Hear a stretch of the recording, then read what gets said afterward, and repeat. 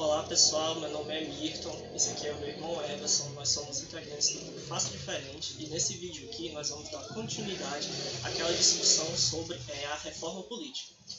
Para quem não sabe, eu já gravei um vídeo que já está na nossa página no Facebook, onde eu fiz uma análise sobre o nosso sistema eleitoral atual e sobre os sistemas aí que podem vir a substituí-lo, tá certo?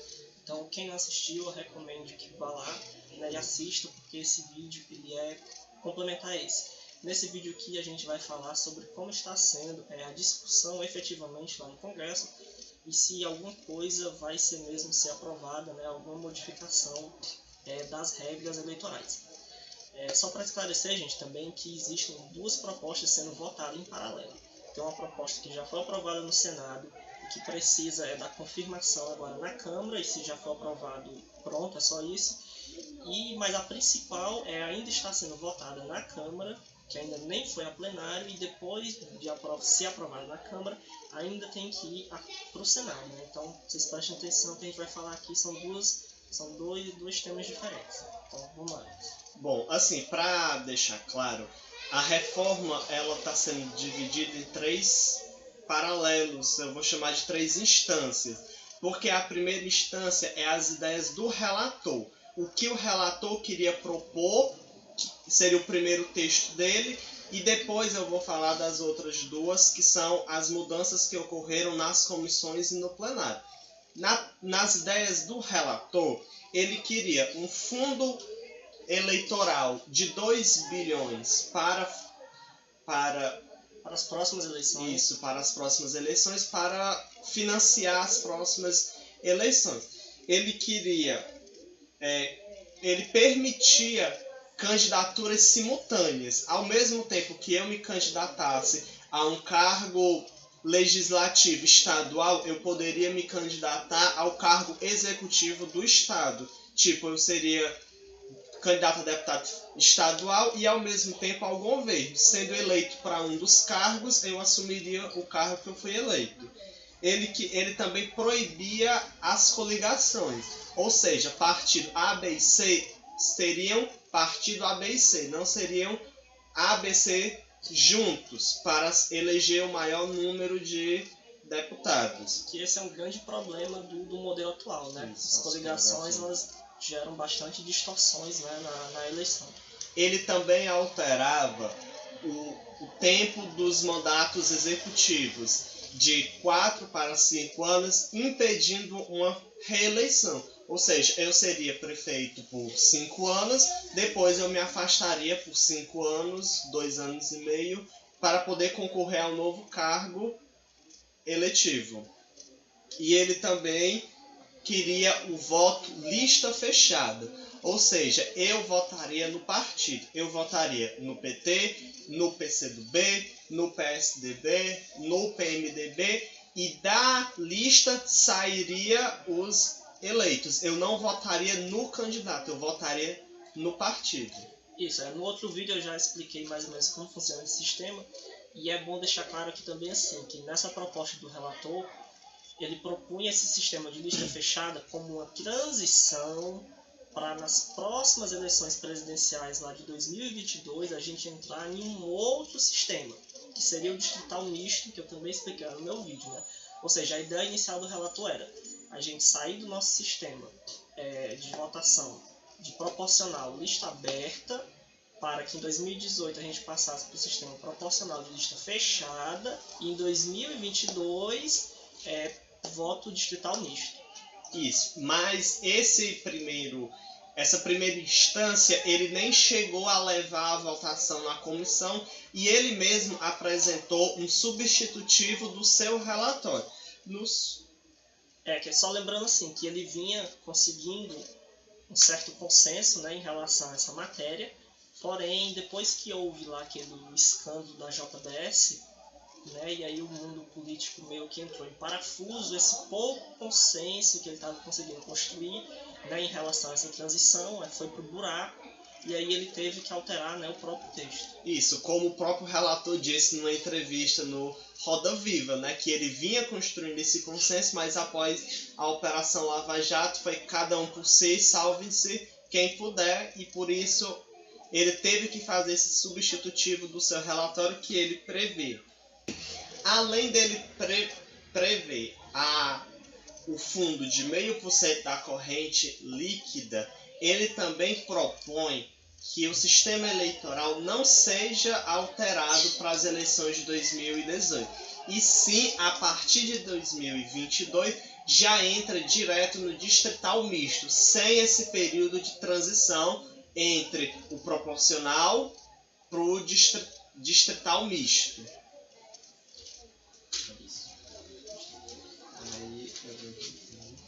Aí a gente também vai... Aí a comissão, ele apresenta o substitutivo na comissão, e na comissão ele sofre profundas alterações do seu texto. O sistema... como a gente falou aqui, né, aquele pouco consenso que havia, ele se desfez totalmente. Então, quando ele apresentou o relatório da comissão, esse relatório acabou sendo bastante modificado. Certo. Na comissão, o sistema distrital misto não entra para 2018 e entra o distritão, ou seja, o candidato mais votado ganha. Os candidatos mais votados se elegem. Isso é um sistema que apenas 2 países no mundo utilizam esse sistema, e vamos dizer que os deputados e as lideranças que se uniram para construir esse sistema eleitoral são pessoas duvidosas. Se a gente for ver, estão empenhados em aprovar esse sistema o nosso presidente Michel Temer, presidente do Senado Eunice Oliveira, presidente da Câmara dos Deputados Rodrigo Maia, que é uma curiosidade. Ele defendeu um sistema no qual, se esse sistema estivesse em vigor, ele não se elegeria em 2014, porque nosso querido Rodrigo Maia tirou 0,5% de todos os votos do Rio de Janeiro. Ele tirou 53 mil votos, e ele não se elegeria no sistema distritão que ele tanto defende. Manteve-se o fundo de 0,5% da receita corrente líquida, ou seja, 3,6 bilhões de reais para 2018. E ele permite candidaturas simultâneas, como eu já disse, eu posso concorrer a 2 cargos, legislativo estadual e o executivo estadual ao mesmo tempo. E ele também extinguiu a presença do vice. Dos vices, dos cargos executivos, e também diminuiu para apenas um suplente de senador. Então, só para deixar claro, o que aconteceu na comissão foi que, diferente da ideia original do relator, de a gente estar num sistema proporcional de lista aberta, aí a gente iria para uma transição no sistema proporcional de lista fechada, para depois ir para o distrital misto. O que a comissão fez foi, a ideia do relator lá nas discussões, ele desistiu dessa transição e disse, não, vamos continuar com o nosso sistema, em 2022 a gente entra direto no distrital misto. Só que a comissão disse, não, aquele negócio da transição, de criar um sistema no meio para depois chegar ao distrital misto, foi o que eles fizeram. Só que esse sistema do meio agora é o tal do distritão. E aí muitas pessoas têm criticado, porque assim, a gente não sabe, a gente não tem como garantir que, passadas aí 2 eleições com esse sistema distritão, se eles realmente vão acabar com esse sistema distritão para ir para o distrital misto, Muita gente tem alertado para o risco de que esse sistema distritão ele veio para ficar, que a intenção desses políticos é realmente fazer que o distritão seja o nosso sistema daqui para frente. Porque assim, um dos argumentos que os defensores do distritão usam é o seguinte: é mais fácil da população entender o sistema, porque ela vai votar no candidato A, se o candidato A for o mais votado ou um dos mais votados do seu estado, ele se elege. Porém, é um disfarce para os grandes caciques da política, porque eles vão ter seus votos e vão se eleger. Isso vai impedir a representatividade das minorias. Porque se as minorias não tiverem os votos suficientes para eleger um representante, elas vão perder. E aí só vão ficar os grandes caciques, e aí vai impedir uma renovação na Câmara, que é o que a gente, tanto na Câmara e no Senado, que é o que a população almeja, novas caras na política. Pois é, como eu já tinha falado lá no vídeo anterior, a única vantagem praticamente desse sistema distritão é a questão da simplicidade, né? Porque no mais ele potencialmente vai tornar as campanhas mais caras, vai diminuir a renovação na política e vai favorecer ainda mais a fragmentação partidária, que é tudo que a gente não quer. Mas lá, né, o pessoal lá na Câmara, pelo jeito, está querendo. Mas estão tendo dificuldades, né? A gente pode ter ainda um pouquinho de esperança que isso não vai para frente. Aí agora eu vou falar do texto que veio do Senado. Já foi aprovado do Senado e já está numa comissão na Câmara, que caso ela seja aprovada já vai valer.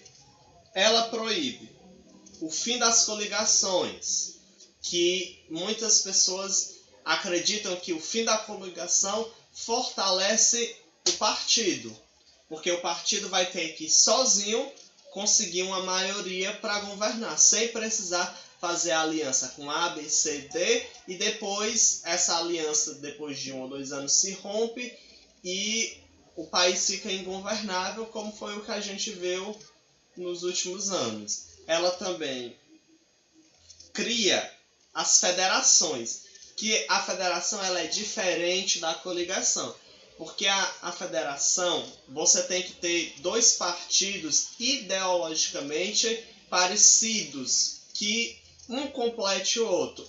Vamos dar um exemplo, 2 partidos que se dizem de esquerda, que eles têm o mesmo ideal, eles podem fazer essa federação, mas essa federação vai ter que durar todo o tempo. Tipo, faz a federação, dura uns 4 ou 5 anos, a depender do sistema que esteja vigorando. Não é uma federação propriamente dita para se eleger. Não, eles têm que se manter juntos. Essa federação de partidos, né, é uma maneira de meio que de continuar essa prática das coligações, mesmo com a proibição das coligações, né? A diferença é que agora ela tem prazo para acabar, ela só vai poder valer para as próximas 2 eleições, né? Ou seja, a próxima eleição presidencial e a próxima eleição municipal, e após disso, os partidos que fizeram a federação, ou eles se fundem e formam apenas um partido, ou eles se separam e aí a vida que segue, cada macaco em seu galho, digamos assim. Mas foi uma forma de meio que continuar essa cultura da coligação, mesmo tendo no mesmo texto de lei proibido, né? E outra medida que ela avança é a cláusula partidária, a cláusula de desempenho, na verdade.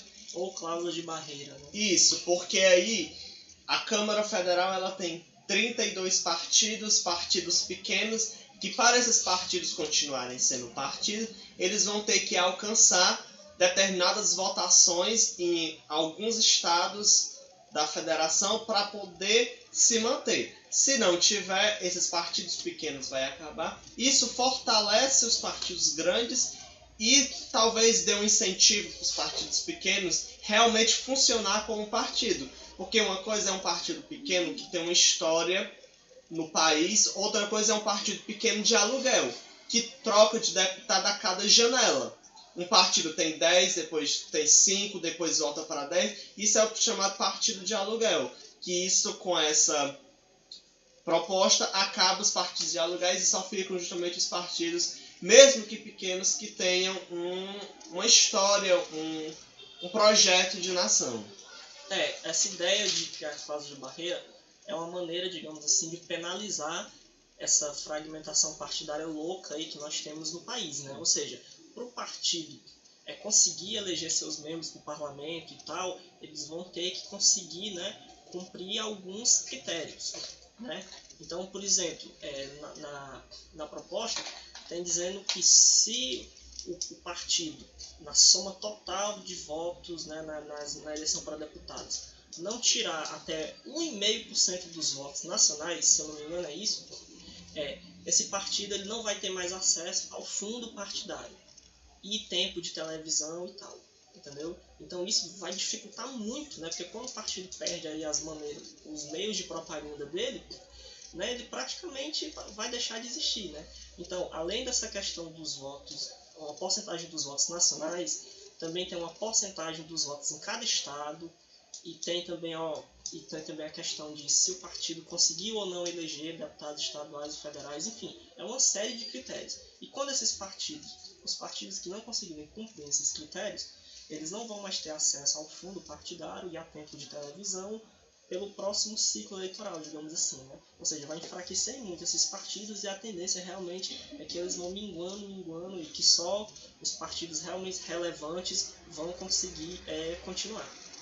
Isso, aí o texto já foi a plenário e eu vou falar algumas medidas que já foram aprovadas ou rejeitadas. O plenário da Câmara rejeitou o fundo de 0,5 da receita corrente líquida, que seria 3,6 bilhões para o próximo ciclo eleitoral. Porém, ele mantém um fundo a ser decidido um ano antes de cada eleição. Ou seja, para esse ano, quando eles forem discutir, né, o orçamento de 2018, aí é que eles vão definir um valor que não está fixado de quanto seria esse fundo. Lembrando que essa coisa aqui do plenário, que o Emerson vai falar agora, é em relação à proposta que ainda está na Câmara, né, que teve toda essa comissão aqui que ele falou, e que ainda vai para o Senado. Né? Isso, eles só conseguiram votar pontos específicos, porque como a gente já falou, não há um consenso de maioria, porque isso é emenda à Constituição. Emenda à Constituição precisa de pelo menos 308 votos para ser aprovado. Como não existe consenso em toda a reforma, eles estão indo para os pontos em que há consenso, tipo o fundo, o fim da coligação, as federações. Isso tem um consenso, mas a reforma propriamente dita, principalmente o modelo eleitoral, não existe consenso, porque o PT defende o distrital misto. O PSDB defende o parlamentarismo. O PMDB defende o distritão misto. Aí você vê os três maiores partidos de cada bloco, esquerda, centro e direita, cada um com uma proposta diferente. Então, com isso, eles não chegam ao consenso ideal para que essa reforma seja aprovada.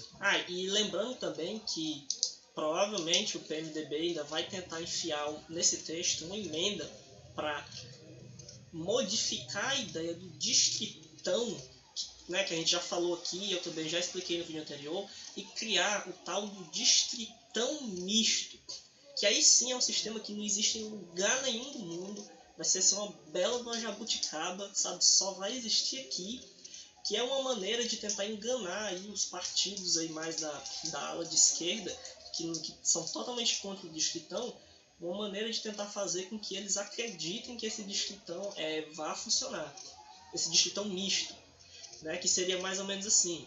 A lógica é aquela lá que eu já expliquei, você tem a quantidade de vagas no parlamento que aquele estado tem, por exemplo, e vão ser eleitos apenas os mais votados, sem proporcionalidade, sem nada. Porém, nessa coisa do distritão misto, você abriria a possibilidade da pessoa que não quer votar especificamente no candidato, votar no partido, ou na legenda, como a gente se acostuma a chamar. E aí, esses votos dados em legenda seriam distribuídos igualmente entre os candidatos daquele partido. Né? Essa seria ali a maneira que estão tentando melhorar aí esse sistema distritão. Isso, e aí a gente percebe ainda mais a tentativa de autoproteção do PMDB e dos caciques da política, porque com o distritão eles já teriam grandes chances de retornarem a seu cargo, com esse distritão misto ainda mais, porque se a pessoa não vota no candidato, mas tem uma afeição pelo partido, ela vai estar votando nos mesmos caciques que já estão na política há muito tempo. E a reforma ainda tem que ir para o Senado, a da Câmara, tem que ir por lá, vai passar por comissões e tem uma Também data. vai ter que ter 2 votações, que na Câmara só teve uma votação de alguns pontos específicos. Ainda precisam ter 2 votações de todos os temas. Esse negócio ainda tem que ir para o Senado e ter também mais 2 votações ainda. Então tem a chão ainda. Isso. E tudo isso tem uma data limite. Até o dia 7 de outubro de 2017, se a reforma como toda não for aprovada, não vale. Vai valer o que eles aprovarem até o dia 7, mas após o dia 7, nada vale para 2018. Então, na minha opinião, é melhor que continue o sistema atual e que se dê mais tempo para construir esse consenso em um sistema melhor. Não um sistema pior, porque não adianta nada você passar 4 anos debatendo para enfiar a goela abaixo um distritão. Eu também acho que, dadas as nossas condições atuais, o melhor que poderia acontecer é que essa questão da proibição das coligações, né, fosse realmente aprovada, a cláusula de barreira também, que são aí os 2 pontos que já estão mais encaminhados, mas que o sistema eleitoral permanecesse o atual, sem essa alteração para distritão, e que depois a gente caminhe para o distrital misto, que, como eu já expliquei lá no meu outro vídeo, né, ele tem sido aprovado em diversos países e os especialistas apontam ele como o melhor sistema, porque ele consegue corrigir distorções dos outros. Então, aqui na nossa opinião, né, o melhor que poderia acontecer seria que esse modelo, já que o distrital misto seria muito difícil implementar já para a próxima eleição, que permanecesse mesmo o sistema atual com essa proibição de coligação e com a cláusula de barreira. Tá? Então é isso, pessoal. Espero que vocês tenham gostado. Não esqueçam de ver lá o nosso outro vídeo, né, que é complementar esse, já está lá na nossa página no Facebook. Não esqueçam de curtir lá a página, dar uma olhada também nas nossas outras publicações, nós já temos várias. Né? Então é isso, pessoal. Valeu e até a próxima.